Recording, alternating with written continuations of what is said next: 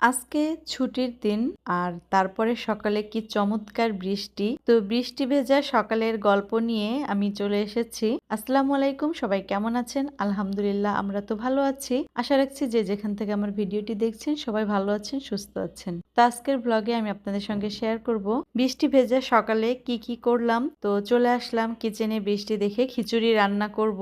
তার আগে পানি খাবার মগগুলো একটু ওয়াশ করে নিচ্ছি, সিঙ্কটাও পরিষ্কার করে নিয়েছি। চাল ডাল ধুয়ে রেখে আমি ওদিকে খিচুড়িটা বসিয়ে দিব এবং সকালের নাস্তায় খিচুড়ির সঙ্গে থাকবে ডিম ভাজি আর সালাদ আর আচার, আমের আচার। বাচ্চাদের স্কুল বন্ধ, কিন্তু হাজবেন্ডের অফিস কিন্তু বন্ধ নয়, সে কিন্তু খুব ভোরে চলে গিয়েছে অফিসে। আর এদিকে আমার সকালের নাস্তাটা বাচ্চাদের সঙ্গেই শেয়ার করতে হলো। বাচ্চাদেরকে নিয়ে আমি রান্না শেষ করে ইয়ানাকে বললাম টেবিলটা গুছিয়ে ফেলতে। তার আগে আমি টেবিলটা মুছে দিয়েছি। নাস্তা শেষ করে আমার ছেলেটা চলে গেল কোচিংয়ে, আর ইয়ানাকে বললাম তোমার হোমওয়ার্কগুলো করে ফেলো। তারপরে আমি চলে আসলাম কিচেনে এসে চুলার চারি সাইডটা সুন্দরভাবে পরিষ্কার করে মুছে নিয়েছি।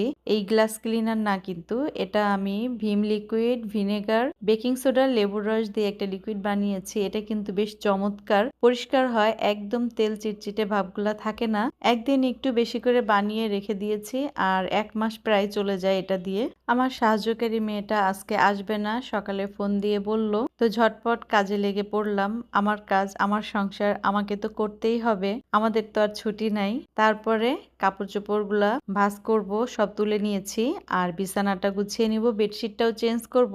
আর এই যে এই বেডশিটটা কিন্তু পাইকারি দামে ইসলামপুর থেকে কিনেছিলাম হোম টেক্সের। 1 মগ কফি বানিয়ে বেলকনিতে দাঁড়িয়ে বৃষ্টি উপভোগ করছিলাম আর কফিটা শেষ করলাম। তারপরে এসে কাপড়গুলো সব ভাঁজ করে রেখে দিচ্ছি। তো আজকের ভিডিওটি আপনাদের কাছে কেমন লাগলো জানাবেন। ইনশাল্লাহ দেখা হবে আগামী কোনো ভিডিওতে, তার জন্য ফলো দিয়ে সাথে থাকবেন। আল্লাহ হাফেজ।